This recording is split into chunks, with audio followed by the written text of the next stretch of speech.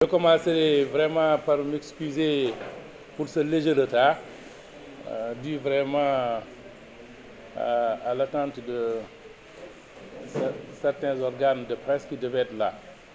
Donc, je suis Birane Yaya Wane, je suis opérateur économique. Je suis le président du Conseil national des dirigeants d'entreprises du Sénégal, Innovation, Croissance. Je suis le président du groupe Secteur privé et développement. Donc, je suis un acteur quand même principal de la Chambre de commerce de Dakar. Et vous n'êtes pas censé ignorer qu'il y a un combat que nous menons depuis 2010 pour Dakar et depuis 2009 pour toutes les autres régions du Sénégal. Donc ça fait aujourd'hui 14 ans qu'il n'y a pas eu de renouvellement au niveau de la Chambre de commerce de Dakar, ce qui est une aberration.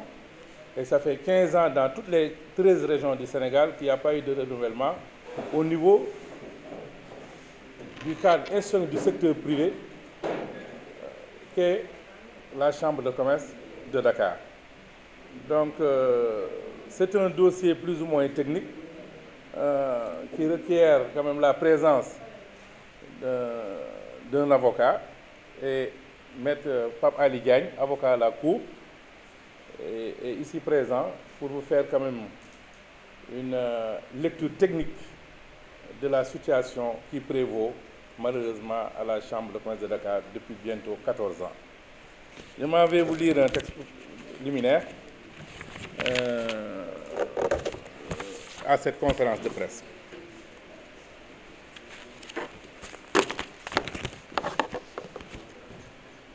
Situation délétère, indescriptible à la Chambre de commerce d'industrie et d'agriculture de Dakar. Pour se maintenir à la tête de la Chambre de commerce d'industrie et d'agriculture de Dakar, après 14 années de mauvais et déloyaux services rendus au secteur privé institutionnel sénégalais comme organisationnel patronal, l'actuelle équipe dirigeante, entre guillemets, sous la houlette de M. Abdoulaye Sow, forestier de son État, entouré de ses vice-présidents membres du bureau, tous issus de sous-sections annulées depuis 2010 par la Cour d'appel de Dakar en chambre réunie, comme la Cour suprême du Sénégal. Il s'agit de M. Ibrahim Lo, qui est de l'INACOA, qui était inscrit dans la sous-section établissement financier. Et M. Ibrahim Lo, lors des élections de 2010, la Cour d'appel de Dakar, après avoir annulé son élection, a dit qu'il ne pouvait être ni électeur ni éligible. Il y a M. Abdelkader Ndiaye, qui est de la CNES, et il y a M. Ababakar Sadiksi, qui est de Subdeco, je crois le DG. Il y a M. Mbargo Badian, transporteur de son État. Il y a Mamadou Lamine Sow, qui se trouve être le trésorier de la Chambre de commerce de Dakar depuis 14 ans, quelqu'un qui ne sait ni lire ni écrire, alors que la Chambre de commerce a un budget de 3 milliards. Il y a M. Serigne Dianongo aussi de l'UNACOA, et il y a Mme Assousek. Donc le rejet des pourvois des arrêts numéro 25 et 26 du 20 décembre 2012, rendu par la Cour suprême en chambre réunie, des requêtes en rabat d'arrêt dirigées contre les arrêts numéro 40 et 41 du 8 décembre 2011 rendus par la chambre administrative de la Cour suprême, a pour effet de rendre irrévocables les arrêts.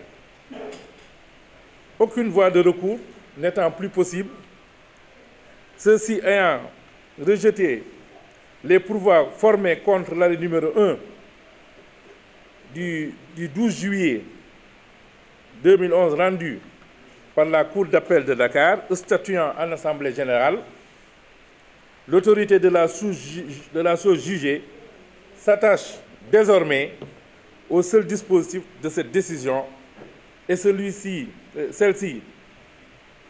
est ainsi conçue.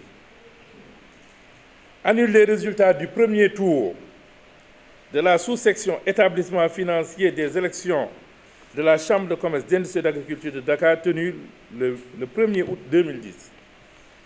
Annule le deuxième tour du scrutin des élections de la Chambre de commerce, d'industrie et d'agriculture de Dakar tenu le 22 août 2010 dans son entièreté.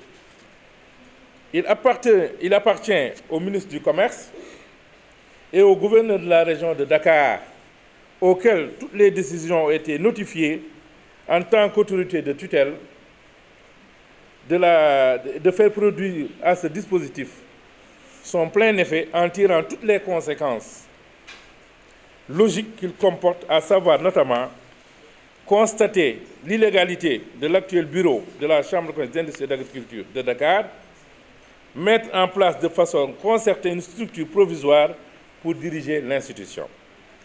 Il reste entendu que le refus par l'autorité compétente ou même la simple abstention de donner effet à ce dispositif de l'arrêt de la Cour d'appel pourra faire l'objet de toutes les voies de recours prévues par la loi, notamment un recours pour excès de pouvoir. La loi 2017-15, votée le 6 février 2017, portant création de la nouvelle Chambre nationale de commerce, d'industrie et de services du Sénégal et des chambres régionales de commerce, d'industrie et de services, CCIR, est sans décret d'application depuis bientôt 7 ans. Et en son article 8 qui est intervenu, qui dit à titre transitoire, les chambres consulaires existantes continuent de fonctionner jusqu'à la mise en place des nouvelles assemblées consulaires résultant de l'application de la présente loi et de ses décrets d'application à l'article 8 de la loi qui est intervenue. Pour votre information, nous nous sommes battus pendant 14 ans et avons plaidé ce dossier de la Chambre de commerce, d'industrie et d'agriculture devant 53 magistrats constituant les chambres réunies de la Cour d'appel de Dakar, puis au niveau de la Cour suprême, où nous avons remporté tous nos procès. Et en faisant annuler le décret 2014-47 et plus de 5 arrêtés ministériels et faire face à une association de gens qui ne sont d'aucun apport pour l'État dans sa politique de création de richesse et d'emploi et qui malheureusement viennent tous de boucler plus de 39 ans de présence à la Chambre de commerce de Dakar pour Abdoulaye Sow et plus de 30 ans pour les autres qui peinent à justifier leur longévité incompréhensible à la Chambre de commerce d'industrie de Dakar. Des gens prêts à tout pour rester dans l'institution consulaire, de véritables acteurs économiques de seconde zone qui ne sont d'ailleurs même pas opérationnels, devant un ministère du Commerce de l'ancien régime dépassé, incapable de faire appliquer des décisions de justice. C'est dans ce cadre que nous avons jugé utile, comme à l'accoutumée, de vous informer de cette situation malheureuse qui va avoir un impact négatif sur la bonne marche du secteur privé dans son cadre institutionnel, de par les fortes propositions de sortie de crise rencontrées par le gouvernement précédent. Car après tout, les chambres de commerce, d'industrie et d'agriculture sont des établissements publics à caractère professionnel chargés d'assurer la représentation des intérêts des opérateurs économiques dans les secteurs d'activité commerciaux et industriels. Pour votre information, le blocage des chambres de commerce, d'industrie et d'agriculture qui dure depuis bientôt 15 ans pour les 13 régions du Sénégal et depuis 14 ans pour la Chambre de commerce de Dakar où il n'y a pas encore eu de renouvellement. Toutes ces années d'illégitimité et d'illégalité devraient trouver une issue heureuse avec l'installation de délégations spéciales pour nous mettre tous au même pied d'égalité. Donc, c'est le texte liminaire que je viens de lire, pour vous faire la genèse quand même de tout ce qui se passe à la Chambre de commerce de Dakar depuis bientôt maintenant 14 ans, avec une équipe dirigeante illégitime, une équipe illégale qui est là depuis 14 ans, et une équipe qui n'est d'aucun apport pour le secteur privé.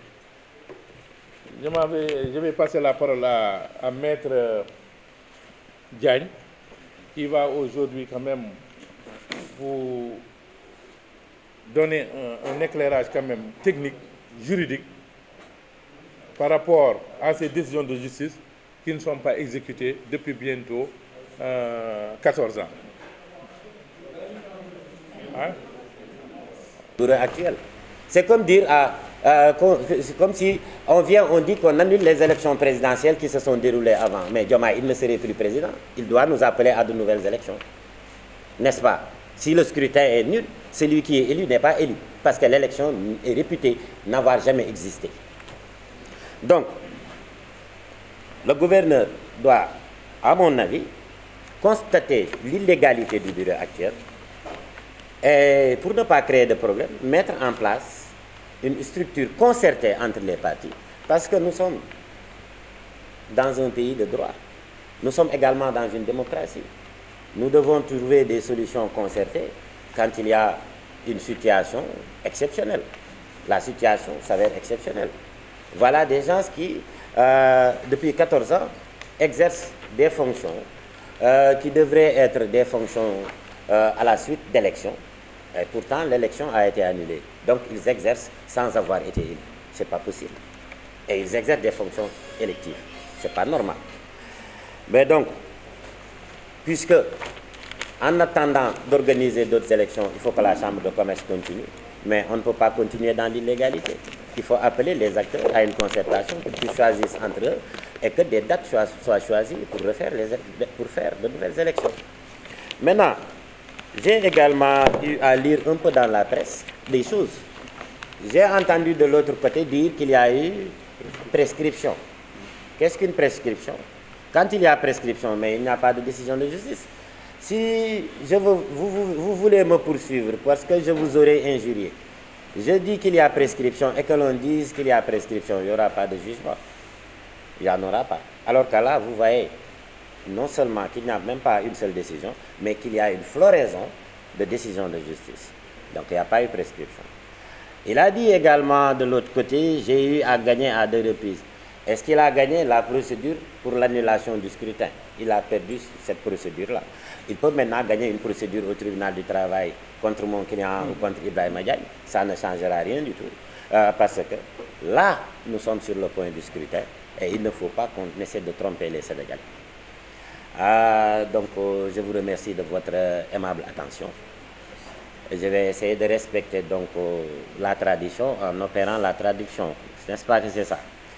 ayuma nag ci tekki di trop parce que généralement su may xalaat ci wolof lay xalaat su may xalaat ci tubaab lay xalaat xëy na li may wax mën na xaw a am tuuti fàtte parce que tamit du lépp li ngay wax da nga ko préparé am na ci wàllu woo xam ne ni daf mel na yàlla moo la koy déy kon nag bu méngoowul ngeen jéggal ma ci dama ni fii ci chambre bi commerçant yi di nekk bu agriculture ak ñoomi seet dafa amoon ay élection yu fi amoon ca 2010 ca élection yi moom jeexee mu amoon ñenn ñu jógoon ni élection yi ni mu doxe baaxul ndax seetlu nañu ni am na nit ku fi nekkul voté na seetlu nañ ni man ñëwoon naa pour voter waaye dama gis ni kat dafa am ku ni dafa am sama procuration te votel na ma ba pare te pourtant man dama doon xëccul ci place taxoon ñenn ñu bëree meroon ñu mel na Birane Yaya Boane ak Ibrahima Diagne jógoon dem saisir yi la cour d'appel Dakar wax ka ni ko bu ñu sañoon élection yëpp ngay annuler premier tour section yëpp deuxième tour section yëpp cour d'appel de Dakar tànn benn section ci premier tour bi annuler ko bi mu leen di tontu annuler waale section yeneen yëpp ci deuxième tour bi ni deuxième tour bi moom entièrement la baaxul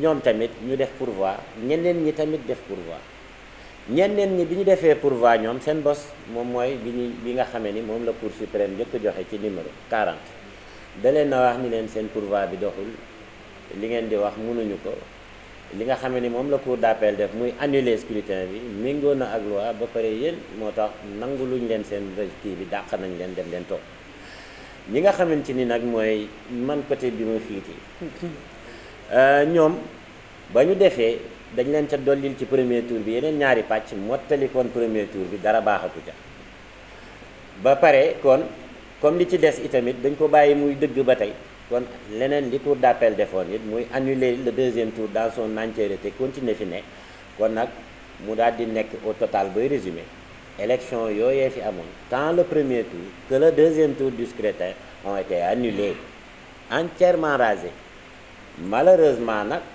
ba résultat yi génnee am na ñu jot a toog ci ay 6 comme dañ ko annulé te résultat yi leen taxoon a toog ci 6 ci la leen nit ñi wax wàcc leen ci 6 yi ngeen ñëwaat ñu jongante comme élection bi baaxul état de droit la kuy toog da ngaa war a toog ci ay élection yu fi am régulièrement ñu fal la fal bañ la war a fale du noonu parce que bu fekkee ni tey dañ laa war a def gouverneur ñu yóbbu la ci saltige yi ñu mbëppatal la au lieu que nga dem nekki duñ koy ci ndey ji réew nga ñëw nekk ministre loolu mënut a ne décret moo la war a nommer kon ñoom comme amuñu base légale boobu kon ils sont dans l'illégalité suñu nekkee nag ay démocrate dañ leen di invité ñoom seen wàllu bopp ñu woote ay élection yu anticipé woote concertation sans bañ a xaar gouverneur def liggéeyam gouverneur nag cour suprême àtte yi mu àtte dafa fekk ni ñii seeni recours mënatuñoo jóg ndax rabat d'arrêt foog xas ba defee jeexal nga tàkk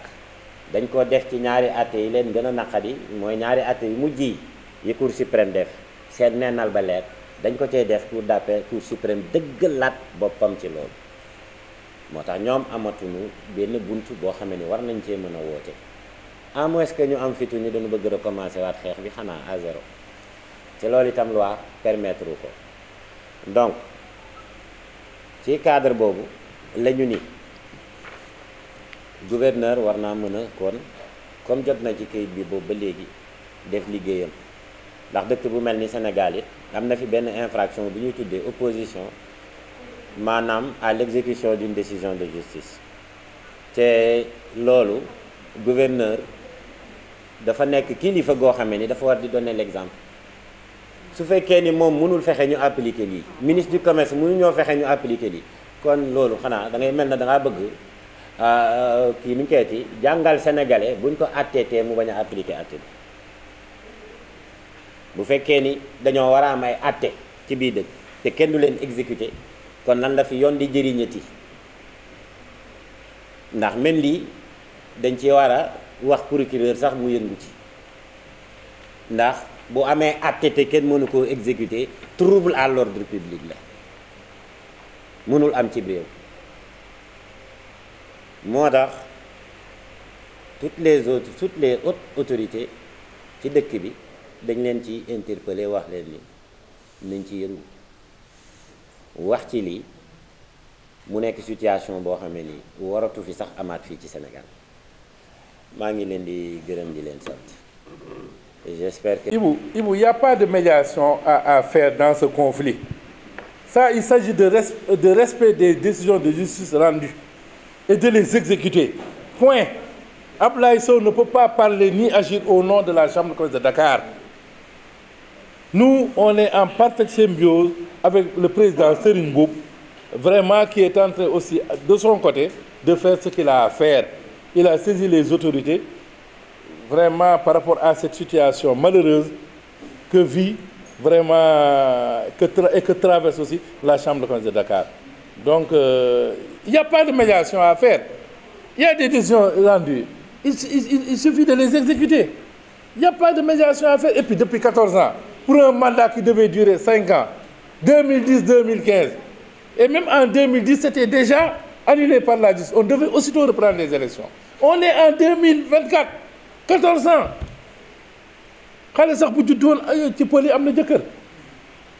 C'est fini. Donc, voilà.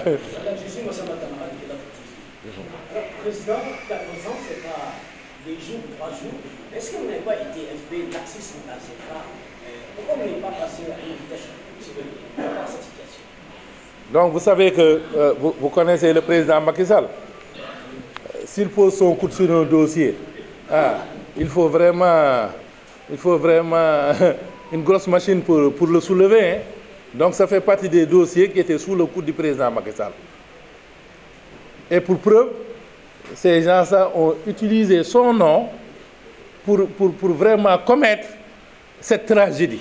Parce qu'il s'agit d'une tragédie. Et ils ont utilisé son nom. Et son nom est là. Ils ont dit c'est le président de la République, Macky Sall, qui aurait demandé à ce qu'on laisse cette équipe vraiment en place. C'est pourquoi lorsque j'ai saisi le juge le juge de la police correctionnelle, mais il a dit que moi je ne peux pas interroger le président Macky Sall.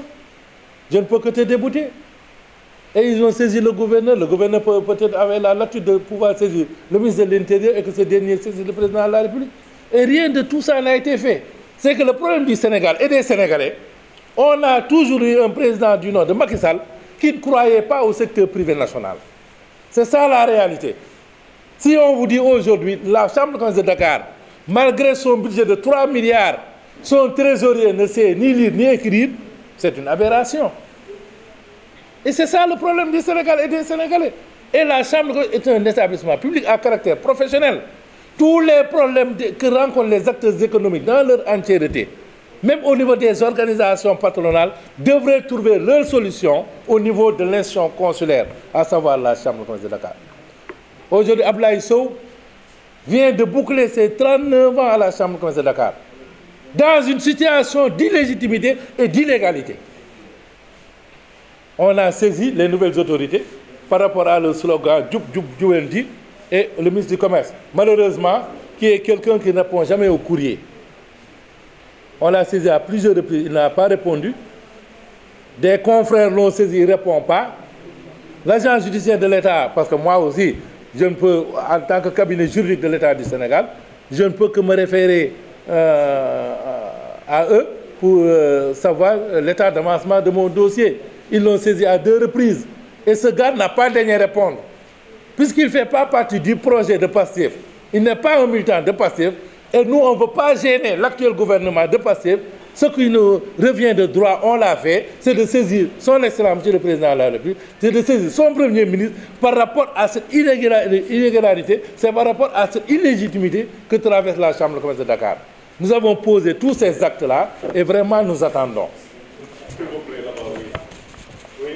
xam nga man bu ma koy tontu Abdoulaye Sow jàngul yenn jàng yi bu ma koy tontu damay tontu pour yéen respect bi ma leen jox yéen journaliste ba mu waxee waxu prescription ci dossier bi dañ ko doon topp ci faux usage de faux en police correctionnelle citation baa ngi nii danaa la ko jox sa nga téye ko puisque yaa ko njëkk a posé dañoo dem bind ministre Assome Diatta bind gouverneur Dakar nee leen président Macky Sall ci boppam moo ñu ne nañ toog fii bind ko signé ko premier ministre vice-président Daouda Thiam bi yoroon intérim bi bind gouverneur ne ko ñii li ñuy wax du dëgg maay premier vice-président Lamine Niang gaañu na maa koy remplacer ñu dem bind gouverneur def benn résolution mu ngi nii résolution bi bind gouverneur bind ministre du commerce ne Assome Diatta ne ko Macky Sall moo ne buñ bougé fii te Macky Sall boo ko bindee du tontu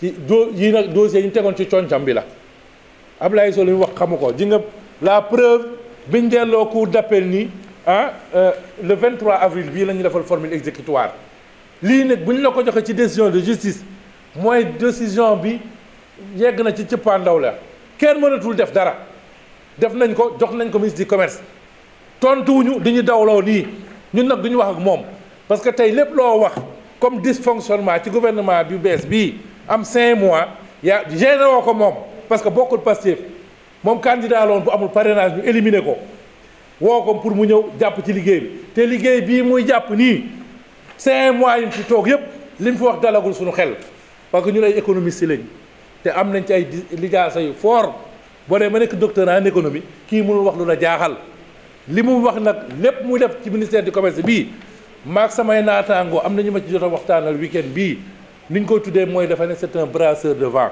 waxagul lu nopp mën a dégg te loolu nag ñun ñu ngi koy bëgg a gëm nag waaye mais ñun du ñoog moom bu ñu am li ñu wax bu ñu am lu ñu revendiquer dañ koy tëb dem wax ak président Bassirou Diomaye Faye wax ak premier ministre am jërëjëf document yaa ngi nii puisque am nga loo posé comme question waaw waaw waaw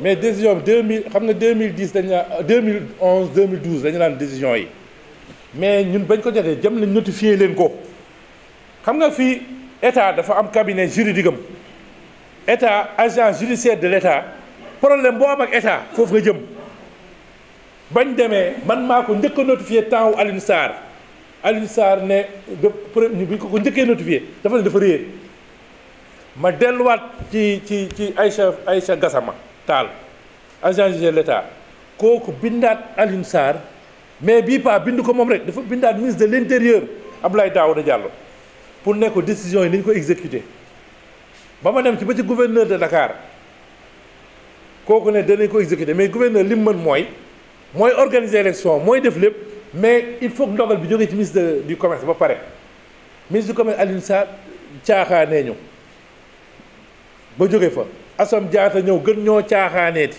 ba jóge fa Fofana ministre Abdou Karim Fofana gën ñoo caaxaaneeti ba jóge fa mais nag xam nga ñoom dañoo xamul luy chambre de commerce xam nga nag président bu bëgg a toog fi yàgg fi toppatool chambre de commerce ku ko defut par rapport ak li ñuy xaar ci chambre de commerce bu élection ñëwee doo fi toog nee nañ c'est 300 000 jeunes qui arrivent sur le marché de l'emploi ñooñu war na am cadre bu leen war a encadrer ñu mën a am xëy wala ku ci bëgg a def entrepreneuriat ñu mën laa encadrer ba nga réussir tey gouvernement yi fi échoué yëpp cadre institutionnel bu secteur privé moo doxul parce que les problèmes du Sénégal aujourd'hui sont d'ordre économique ku réglé wul économie mënoo fi toog économie ngay réglé fii nit ñi amuñu problème pour wax amuñu problème pour ñaxtu dégg gémmañ bu am juróom-ñaari làmmañ wax rek la ñuy def mais liggéey ñàkk jëriñu am na ñoo xam dañuy xëy pour dem liggéey xamuñ fu ñu jëm du seen ñàkk jom du seen ñàkk coobare mais opportunité yi mu war a mën a présenter yooyu yëpp hiérarchisation des priorités yooyu yëpp ci état la war a jógee encadrement yi doog a ñëw man membre chambre de commerce UMOA laa 8 pays yëpp dama koy wër waaye ñun gars yi lappali nañ karwaase ña ngay dem de ñun nag poussière sax séenatuñ ko ci ñoom donc tey gouvernement président Diomaye Faye bi ak Ousmane Sonko cadre institutionnel bu secteur privé nañ ko réglé sinon li dàq Ablaye Wade dàq Macky Sall fas yéene moom mu dal leen jërëjëf.